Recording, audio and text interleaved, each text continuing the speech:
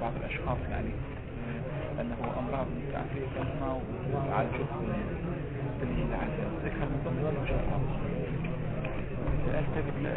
يعني كلمة علاج كذا رجل هو ظاهرا قديم وحتى يعني كثير يعني ناس شخصيات يعني يروحون إذنه وكلام يحتاج العلاج قال موجود يعني قلت شنو الغذاء ملكي هذا الغذاء الملكي واحتمال أكثر شيء قال لي صح هذه قضية بما بعد يعني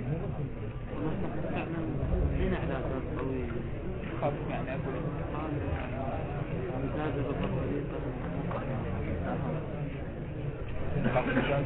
قضية العلاج قضية العسل هم مو ثابت يعني مجازة الحمد لله يعني يقول انه عسل صحيح يخضع على هاي فلذلك يعني بعض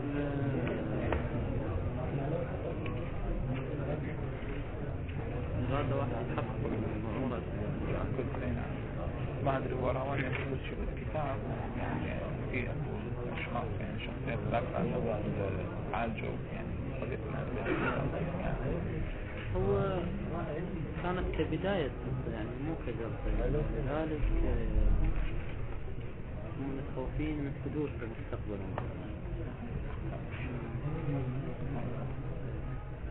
إن شاء الله شفنا إذا ما يضر ممكن إن واحد يأخذ يعني أي يعني فائدة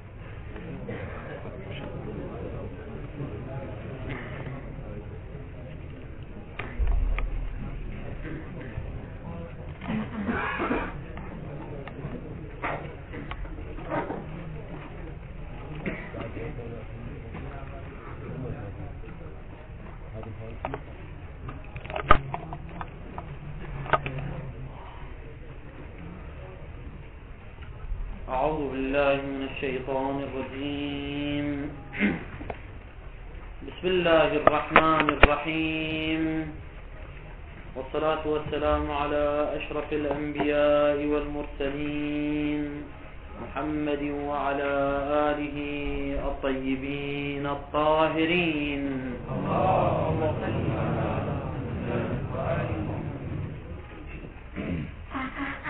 قلنا في الدرس السابق إن المصنف قدس سره يقول دعوى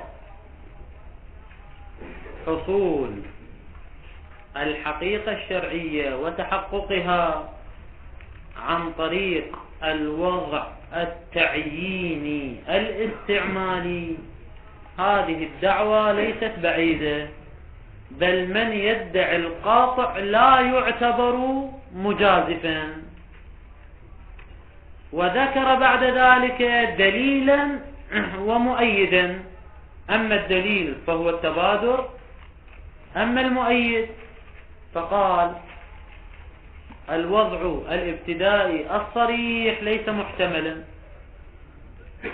الوضع التعيني والحقيقة المتشرعية ليس محتملين لأنهما يستلزمان الاستعمال المجازي والاستعمال المجازي يحتاج إلى علاقة مشابهة ولا توجد علاقة مشابهة إن قلت كل وجزء قلنا لا يوجد كما بينا ذلك في الدرس السابق فينحصر الأمر بالوضع التعييني الاستعمالي طبعا هذا الثاني جعله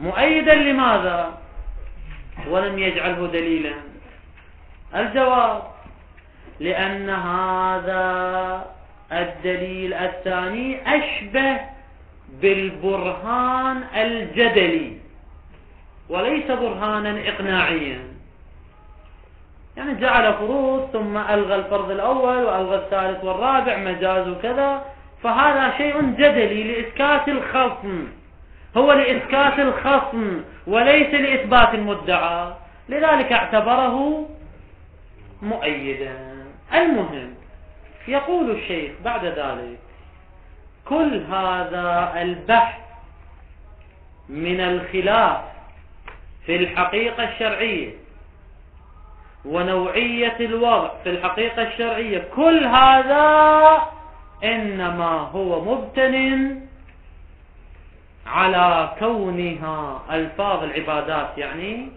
من الأمور المستحدثة في الشريعة الإسلامية، وليست من الأمور الموجودة في الشرائع السابقة. توضيح ذلك: العناوين والحقائق لدينا على أنواع. الأول هو الحقائق الخارجية كالخمر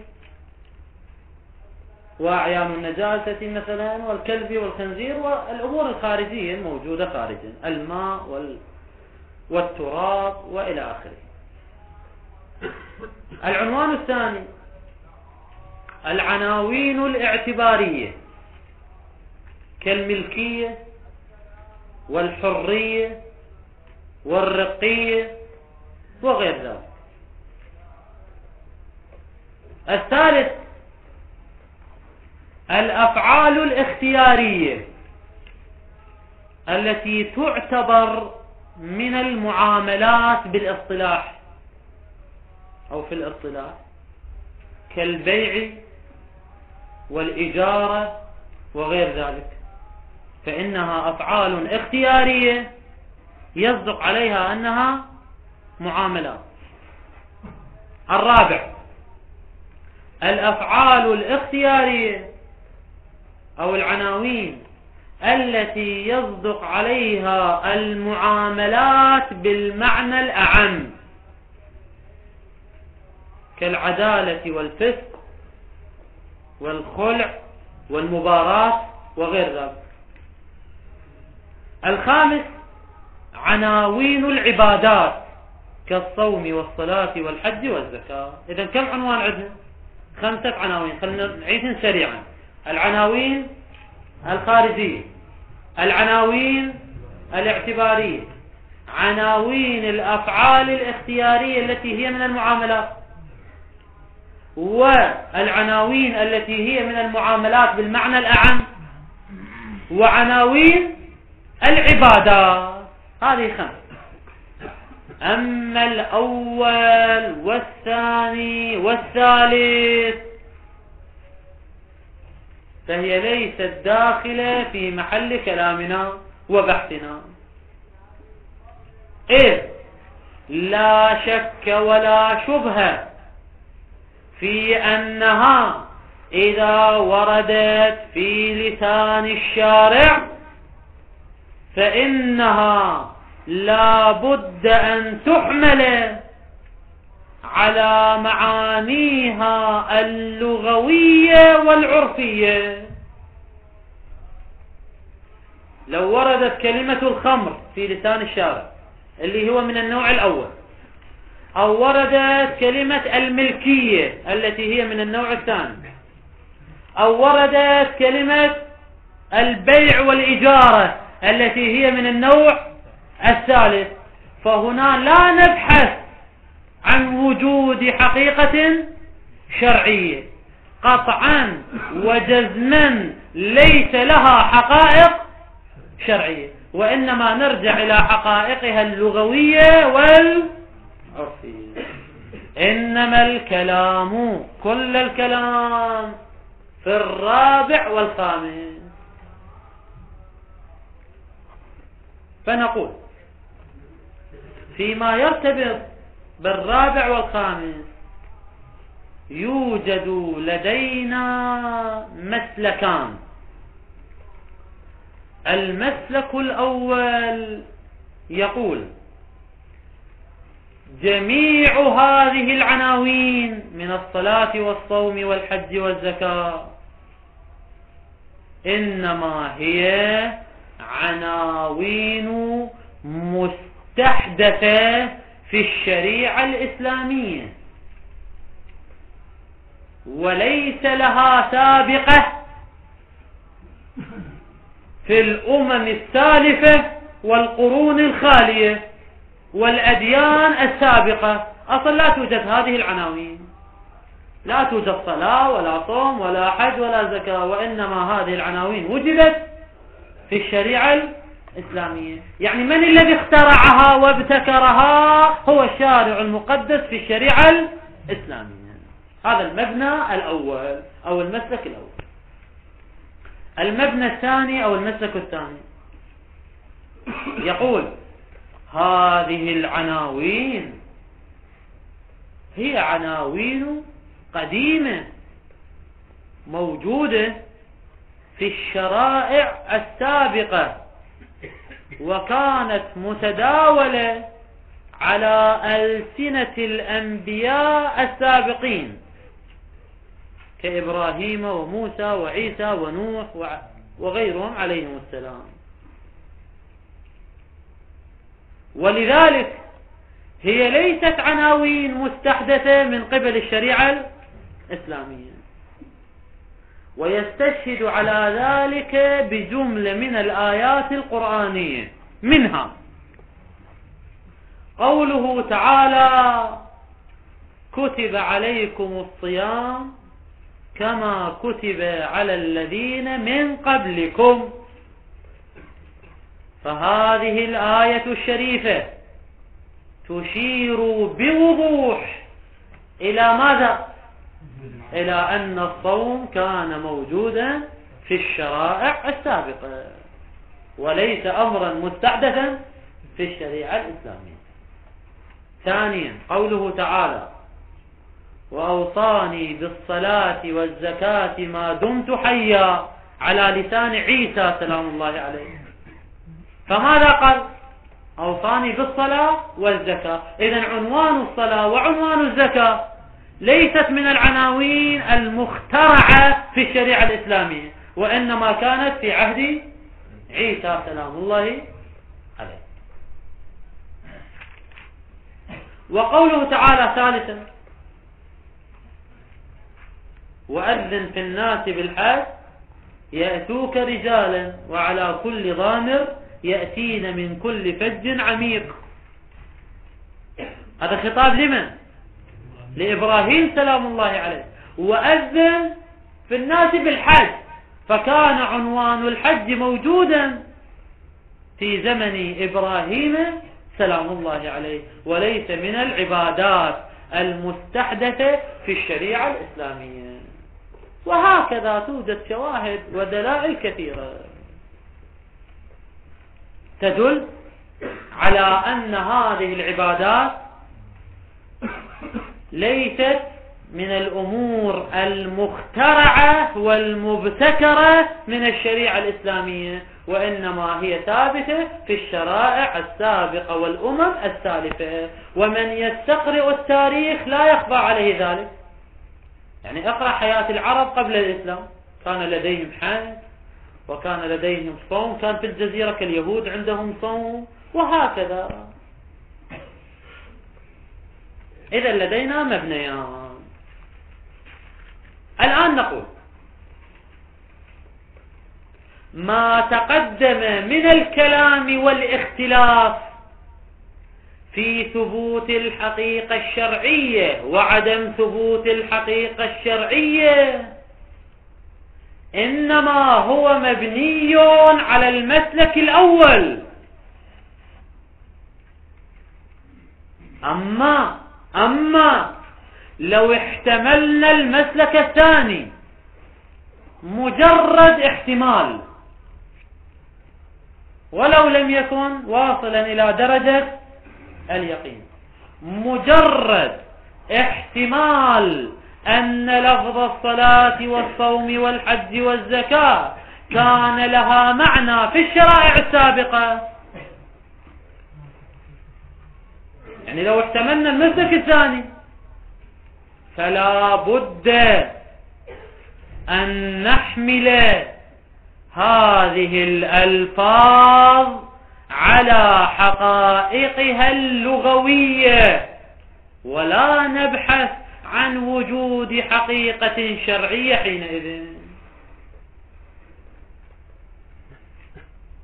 أصلا بعد ما نبحث عن وجود حقيقة شرعية.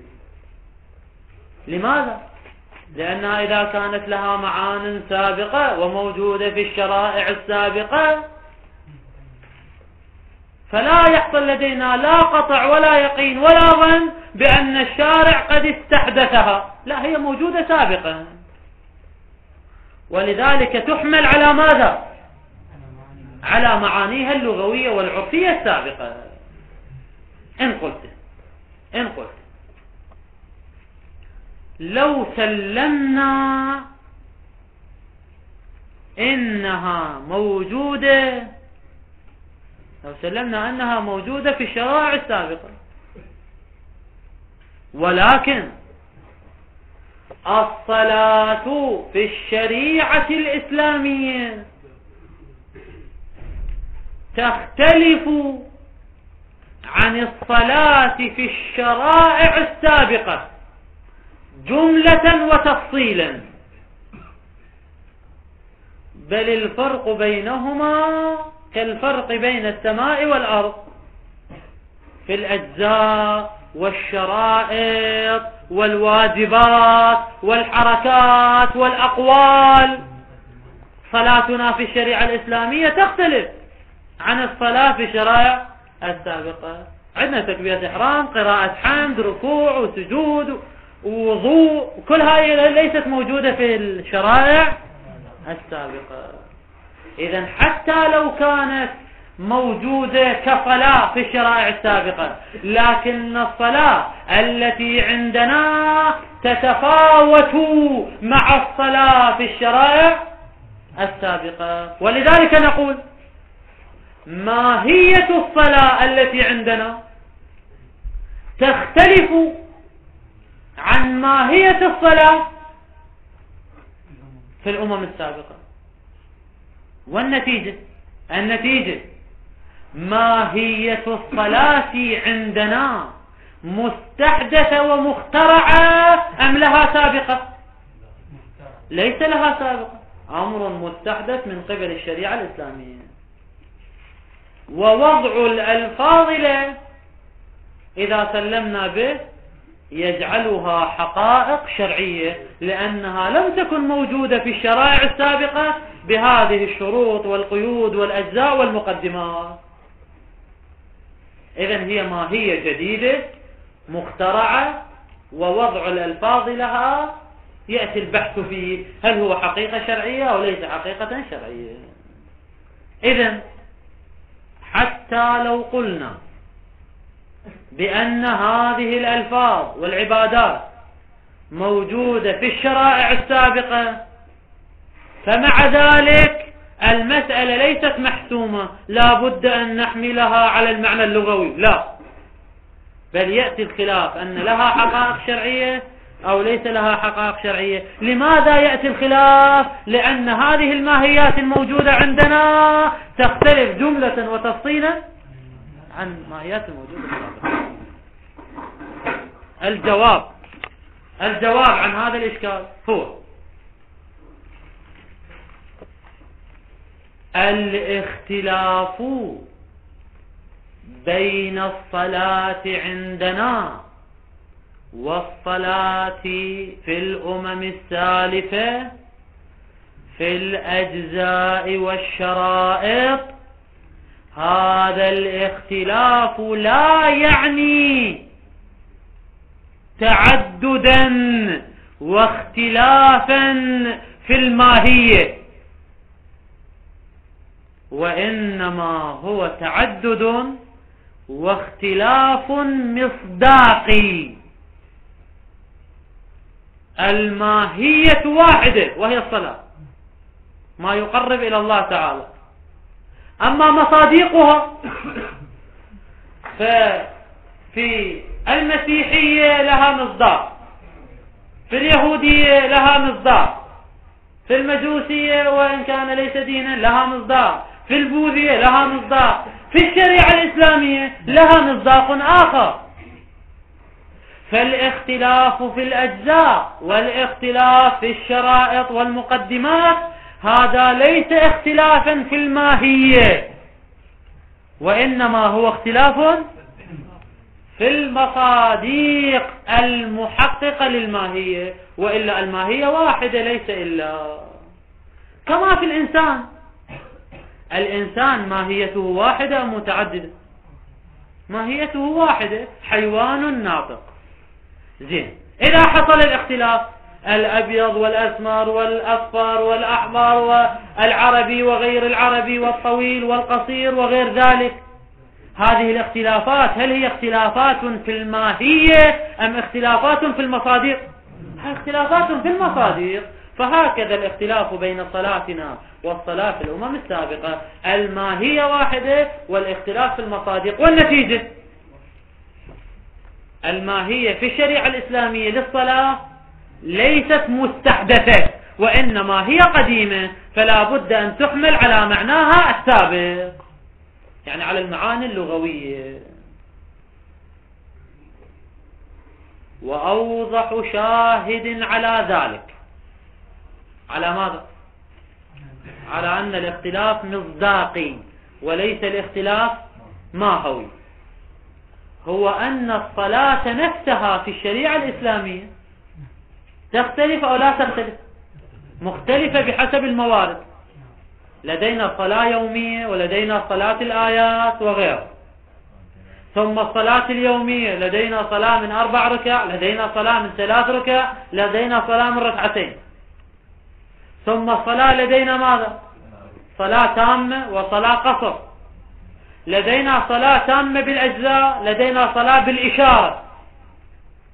فلدينا مصادق عديدة للصلاة. هذا لا يعني أن الصلاة لها 100 ماهية في الشريعة الإسلامية.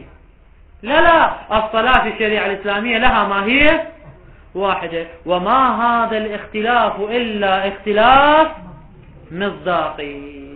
إذن النتيجة إذا قلنا بالمسلك الثاني القائل بأن هذه العبادات موجودة في الشرائع السابقة، أو على الأقل احتملنا ذلك،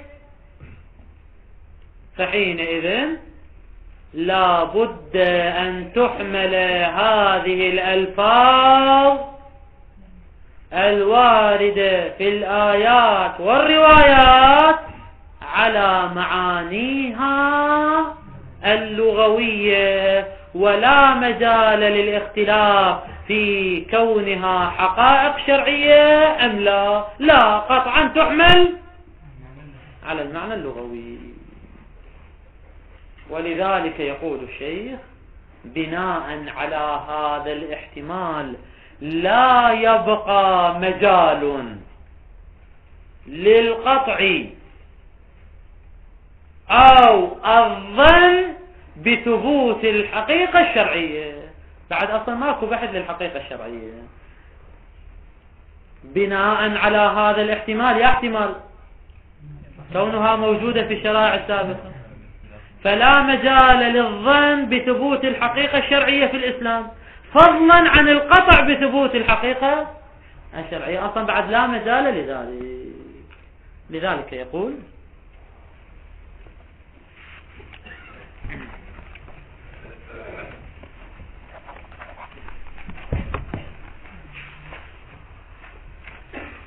هذا كله، يعني شنو هذا؟ النزاع والاختلاف في ثبوت الحقيقة الشرعية وعدمها، هذا كله بناء على كون معانيها، معاني العبادات مثلا الصلاة والصوم، مستحدثة في شرعنا الإسلامي، يعني على المسلك الأول. وأما بناء على المسلك الثاني اللي هو شنو المسلك الثاني؟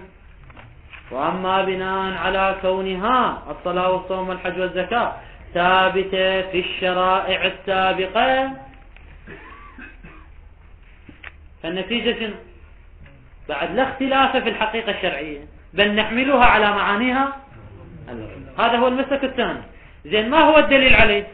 نقول يستشهد له بجملة من الاستشهادات والآيات. قال كما هو، كما هو، يعني ثبوتها في الشرائع السابقة هو مقتضى أو قضية يعني بمعنى مقتضى، كما هو قضية غير واحد من الآيات أو غير واحدة من الآيات. مثل قوله تعالى كتب عليكم الصيام كما كتب على الذين من قبلكم، إذن هو موجود في الشرائع السابقة. وقوله تعالى وأذن في الناس بالحج، يعني موجود في زمن إبراهيم سلام الله عليه. وقوله تعالى وأوصاني بالصلاة والزكاة ما دمت حيا، يعني موجود في زمن عيسى سلام الله عليه، إلى غير ذلك من الآيات الدالة على ماذا؟ على ثبوت هذه الألفاظ وهذه العبادات في الشرائع السماوية السابقة. هذا ما يقوله الآخوند الخراساني. ولكن أشكل عليه ولده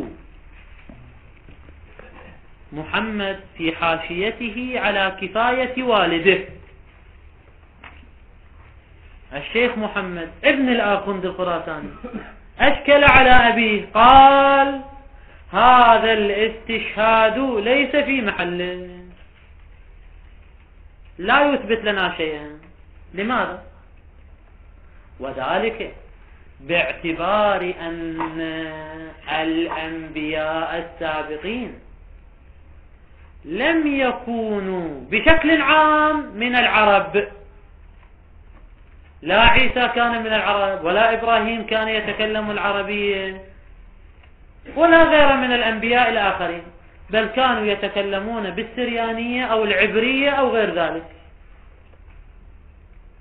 فالالتزام بثبوت هذه العبادات في الشرائع السابقة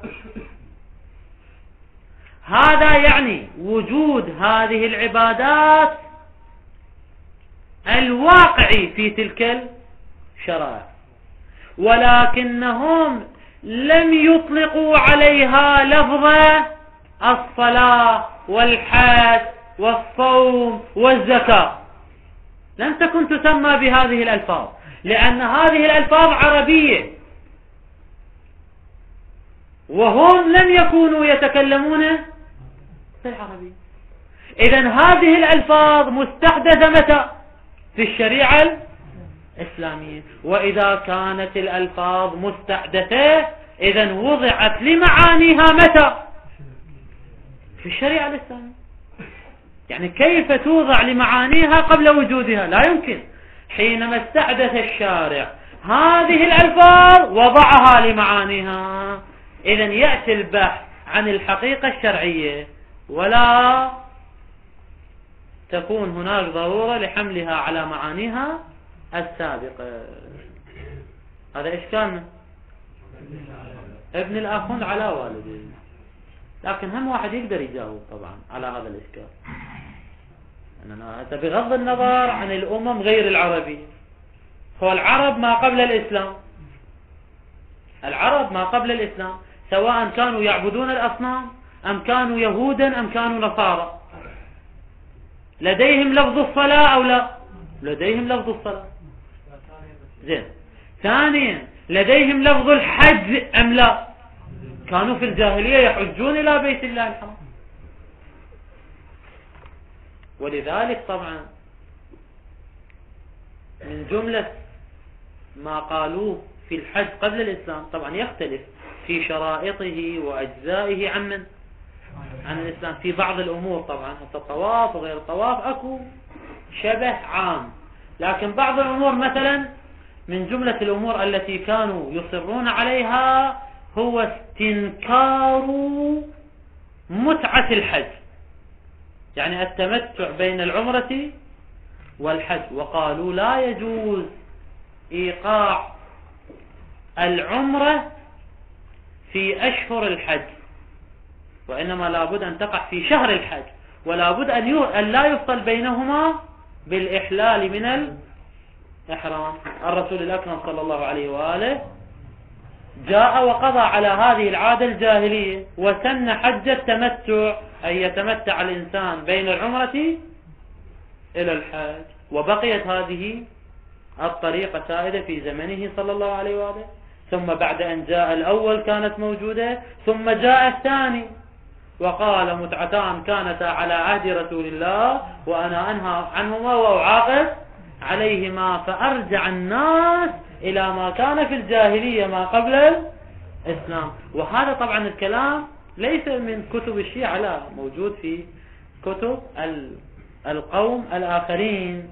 ولذلك هذا إرجاع للجاهلية. المهم هذا شاهد على كون الحج كان موجودا قبل الإسلام. فإذا هذه ألفاظ عربية موضوعة لمعان محددة قبل الشريعة الإسلامية، وليست أمورا مستحدثة في الشريعة الإسلامية. إذا هذا الإشكال كأنه غير وارد بهذه الطريقة. المهم نرجع للعبارة. قال: وأما بناء على كونها ثابتة في الشرائع السابقة. زين، إجتك جملة معترضة كما هو قضية غير واحد من الآيات كقوله تعالى وقوله تعالى وقوله تعالى إلى غير ذلك، هكذا خليها بين قوسين، هكذا جملة معترضة من قوله كما هو قضية غير واحد إلى قوله إلى غير ذلك، هاي كلها جملة معترضة. الآن احذفها، ارجع إلى الجملة الأصلية، شو تصير؟ وأما بناء على كونها ثابتة في الشرائع السابقة فألفاظها حقائق لغوية ولا مجال للبحث عن حقائقها الشرعية. فألفاظها حقائق، إذن هاي ألفاظها خبر لقوله وأما بناء على كونها ثابتة، يعني جواب الشرط. فألفاظها حقائق لغوية لا شرعية. إن قلت كيف تكون حقائق لغوية مع أنها في الشريعة الإسلامية تختلف جملة وتفصيلا عن الشرائع السابقة؟ ماذا أجبنا عن هذا الإشكال؟ أن هذا اختلاف في المصداق وليس في الماهية. قال: واختلاف، هذا مبتدأ وهو جواب لإشكال مقدر. الاختلاف بينها في شريعتنا والشرائع السابقة ألا يؤدي إلى الاختلاف في الماهية؟ الجواب كلا. واختلاف الشرائع فيها جزءا وشرطا، يعني في أجزائها وشرائطها، لا يوجب اختلافها في الحقيقة والماهية، إذ لعله من قبيل الاختلاف في المصادر والمحققات. يعني شنو المحققات؟ لأن المصداق هو الذي يحقق الماهية خارجا، هذا اختلاف المصادق. وأوضح شاهد على ذلك كاختلافها بحسب الحالات في شرعنا. هذا الصلاة مثلا، قلنا عندنا صلاة قصر وصلاة تمام، صلاة للمختار، صلاة للمضطر، وهكذا صلاة بالإيماء وصلاة كاملة الأجزاء. هذا لا يعني أن الصلاة تختلف في الحقيقة والماهية، وإنما هذا اختلاف في المصادر كما لا يخفى على أي إنسان. إذن بناء على المسلك الثاني القائل بوجودها في الشرائع السابقة، احتمال وجودها في الشرائع السابقة ماذا يؤدي؟ إلى أننا لا نستطيع أن نظن بالحقيقة الشرعية لها في الشريعة الإسلامية. مو فقط لا نظن، وبعد من باب أولى أننا لا نستطيع أن نقبل. بمجرد أن نحتمل أنها موجودة في الشرائع السابقة فلا مجال للظن فضلا عن القاطع بثبوت حقيقة شرعية لها في شريعتنا الإسلامية، لا تحمل على معانيها اللغوية. قال: ثم لا يذهب عليه أنه مع هذا الاحتمال، يا احتمال كونها موجودة في الشرائع السابقة، مع هذا الاحتمال لا مجال لأمرين. الأمر الأول لا مجال للوثوق، لدعوى الوثوق فضلا عن القاطع. بكونها يعني ألفاظ العبادات كالصلاة والصوم حقائق شرعية. أصلا لا يوجد لدينا لا وثوق ولا قطع بكونها حقائق شرعية. أما إذا بنينا على المسلك الأول يعني لم نحتمل أنها موجودة في الشرائع السابقة بل جزمنا أنها شنو مستحدثة في الشريعة الإسلامية، فهنا ماذا نقول؟ يمكن أن نقول بالحقيقة الشرعية ويمكن أن لا نقول. يعني يأتي الاختلاف في ثبوت الحقيقة الشرعية وعدمها بناء على المسلك الأول، أما بناء على المسلك الثاني فلا يأتي الاختلاف في ثبوت الحقيقة الشرعية وعدمها بل تحمل على الحقائق اللغوية. هذا الأمر الأول الذي لا مجال له بناء على هذا الاحتمال. الأمر الثاني، إذا احتملنا أن هذه العبادات موجودة في الشرائع السابقة فلا مجال للاستدلال على ثبوت الحقيقة الشرعية في الشريعة الإسلامية. لا يمكن الاستدلال على ذلك بالأدلة التي ذكروها في الكتب الأصولية ككتاب المعالم وغيره، لأنه أولا هذه الأدلة غير ثابتة في نفسها، أصلا هي من أساسها غير قوية وغير ناهضة لإثبات المدعى.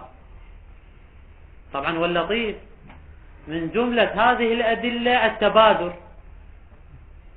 الذي استدل به الشيخ في الدرس السابق. في الدرس السابق اعتبره دليلا ناهضا استدل به على الحقيقة الشرعية والوضع التعيين الاستعمالي. أما الآن ماذا يقول؟ أصلا هذه الأدلة يقول غير مسلمة في نفسها، ضعيفة ولا نلتزم بها. وهذا شيء عجيب من الآخون الخراساني. هذا أولا. ثانيا هذه الأدلة حتى لو سلمناها بما هي، لو سلمنا أنها أدلة شنو يمكن الاعتماد عليها، ولكن مع ذلك إذا احتملنا أن هذه الألفاظ والعبادات موجودة في الشرائع السابقة فلا يمكن الاستدلال بهذه الأدلة على ثبوت الحقيقة الشرعية حتى لو كانت هذه الأدلة في نفسها قوية. يعني أول مرة شو نقول؟ هذه الأدلة بنفسها ضعيفة، ثم نقول حتى لو كانت قوية بناء على هذا الاحتمال وبناء على المسلك الثاني لا يمكن الاستدلال بهذه الأدلة. نعم، متى يمكن الاستدلال بها؟ إذا قلنا بالاحتمال الأول. لذلك يقول لا مجال لدعوى الوثوق فضلا عن القطع بكونها حقائق شرعية، وكذلك ولا مجال لتوهم دلالة الوجوه والأدلة التي ذكروها في كتبهم الأصولية على ثبوتها. ثبوت من؟ ثبوت الحقيقة الشرعية. لماذا؟ لأن كأنه نستشكل عليه إشكالين. الإشكال الأول، لو سلم دلالتها دلالة من؟ دلالة هذه الأدلة، لو سلم دلالة هذه الأدلة والوجوه على الثبوت، يعني ثبوت الحقيقة الشرعية، لولاه، يعني لولا هذا الاحتمال، يا احتمال المسلك الثاني وهو كونها ثابتة في الشرائع السابقة. يعني لو كانت هذه الأدلة لولا الاحتمال الثاني هي ناهضة للاستدلال، مع ذلك إذا كان الاحتمال موجودا فلا يمكن أن نستدل بها. طبعا ومن قوله لو سلم دلالتها نفهم الإشكال الآخر، وهو أنها يمكن أن نقول أنها في نفسها ليست ثابتة. إذن هي في نفسها ليست ثابتة، ثم لو سلم دلالتها فهي لا يمكن الاستدلال بها بناء على وجود هذا الاحتمال. زين. ومنه قد انقدح حال دعوى الوضع التعيني. إذا واحد اجى وادعى شنو؟ إذا كانت الأدلة لا يمكن الاستدلال بها، فقد يدعي شخص الوضع التعيني في زمنه صلى الله عليه وآله. نقول هذا الوضع يمكن أن نقبل به أو لا يمكن أن نقبل به. الوضع التعيني الناشئ من كثرة الاستعمال يمكن أن نقبل به أو لا يمكن أن نقبل به. يقول بناء على وجود الاحتمال السابق. يا احتمال أنها موجودة في الشرائع السابقة، مع هذا الاحتمال لا مجال لدعوى الوضع التعيني. لماذا؟ لأنها موضوعة لمعانيها في الأديان السابقة، فكيف توضع وضعا تعينا؟ هي موضوعة لمعانيها، فالوضع التعيني يكون لغويا زائدا تحصيلا للحاصل. هذا بناء على شنو؟ على وجود احتمال كون هذه العبادات موجودة في الأمم السابقة. أما مع إنكار هذا الاحتمال، لو لم نحتمل وجودها في الشرائع السابقة بل اخترنا المسلك الأول وأنها موجودة في الشريعة الإسلامية، فهل يمكن أن ندعي الوضع التعيني؟ قال الشيخ الآخوند يقول فإنكار الوضع التعيني لكثرة الاستعمال على لسانه صلى الله عليه وآله ولسان أتباعه مكابرة. يا هو اللي مكابرة؟ إنكار الوضع التعيني. إذن الوضع التعيني ثابت أو ليس ثابتا؟ إذن هو ثابت، إنكاره مكابرة، بل لا بد أن نقول بثبوته. لكن بثبوته إذا كثر الاستعمال في لسانه صلى الله عليه وآله وأتباعه. أما لو ادعى مدع أن الوضع التعيني مجرد ناشئ من استعمال هذه الألفاظ في لسانه صلى الله عليه وآله فقط وفقط، هذا يمكن قبوله أو لا يمكن؟ هذا لا يمكن قبوله، لأن هذه الألفاظ لم تستعمل كثيرا في لسانه صلى الله عليه وآله. إذن دعوى الوضع التعيني، هنجي نفهرس المطلب، مع احتمال وجودها في الشرائع السابقة لا مجال للوضع التعين.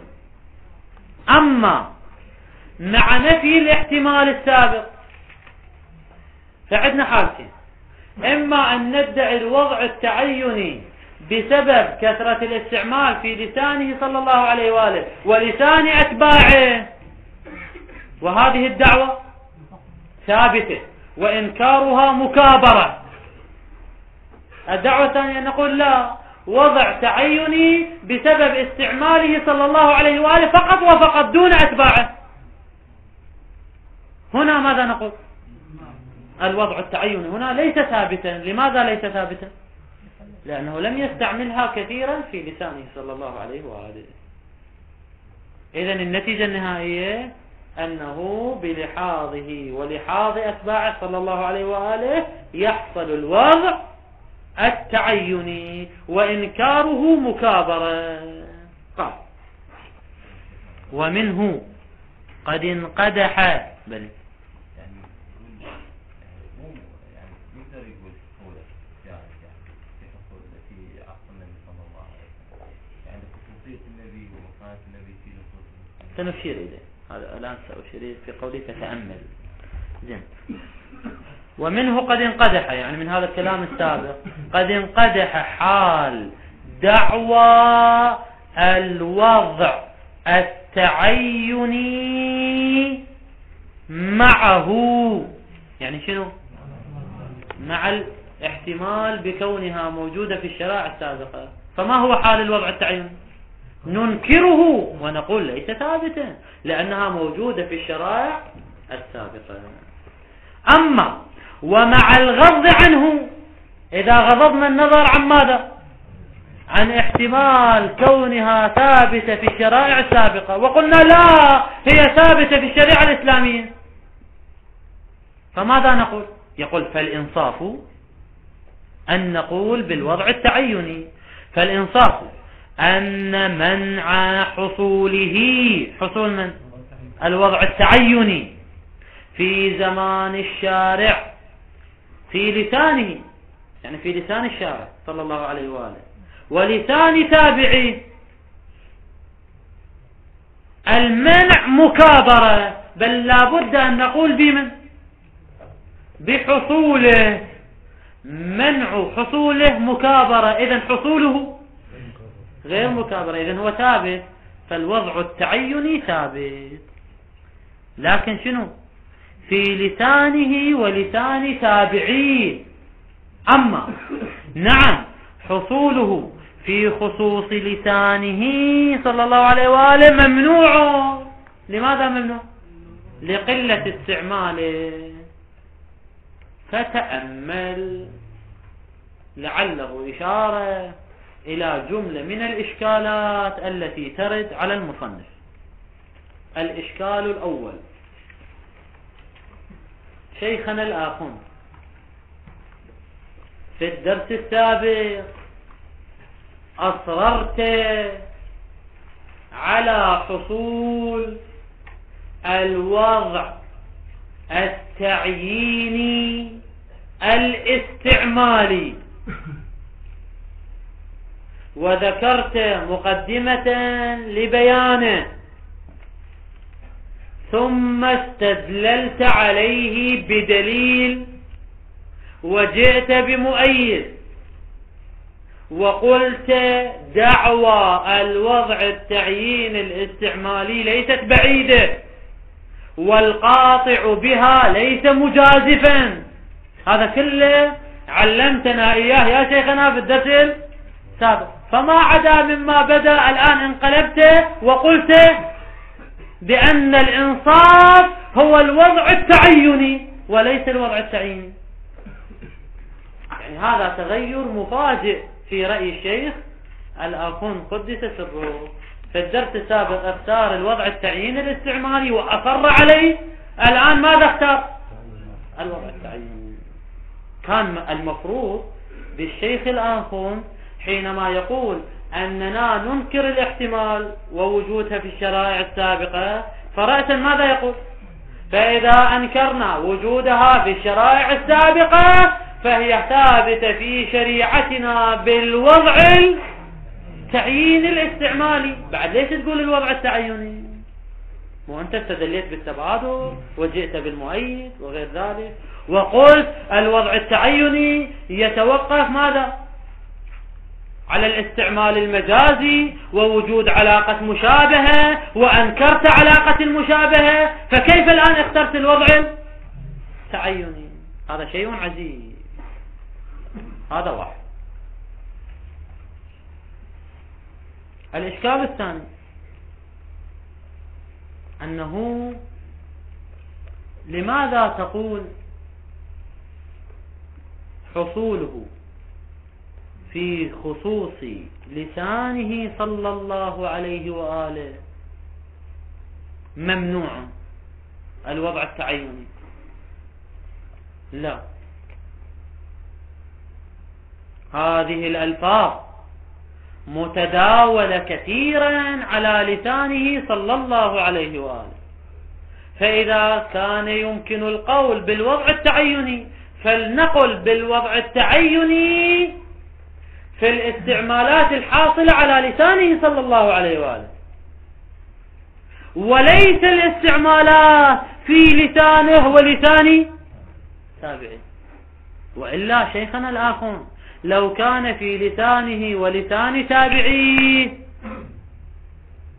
فهذا الوضع التعيني لا يؤدي إلى الحقيقة الشرعية، وإنما سيؤدي إلى الحقيقة المتشرعية. إذن ادعاؤك للوضع التعيني بسبب كثرة الاستعمال على لسانه ولسان تابعيه هذا لا يثبت المدعى، وهو المدعى الحقيقة الشرعية، بل يثبت لنا الحقيقة المتشرعية، لأن على ألسان تابعيه ألسنة تابعيه. إلا إذا قال قائل دفاعا عن الآخر إن المناط في الحقيقة الشرعية هو حصول الوضع في زمنه صلى الله عليه وآله، سواء كان على لسانه أو لسان تابعيه. يعني الوضع على لسان تابعيه إذا كان في زمنه صلى الله عليه وآله أيضا يعتبر حقيقة شرعية. إذا قلنا بذلك فهذا الإشكال لا يرد على الأخوند الخراساني، لأنه هو يصرح يقول فالإنصاف أن منع حصوله في زمان الشارع، يريد أن يقول إن الوضع في زمان الشارع ولو كان على لسان التابعين ما زال في زمان الشارع فهو حقيقة شرعية، وعليه ستكون الحقيقة المتشرعية مختصة بمن؟ على لسان التابعين غير الموجودين في زمان الشارع. إذا كان كذلك فهذا الإشكال ليس واردا على الآخوند الخراساني، لكن يبقى الإشكال الأول: لماذا عدل عن الوضع التعييني الاستعمالي إلى الوضع التعييني؟ هذا مطلب قابل للتأمل، لذلك هو يقول فتأمل. أما الثمرة فتأتي إن شاء الله، والحمد لله رب العالمين، وصلى الله على محمد وآله الطاهرين.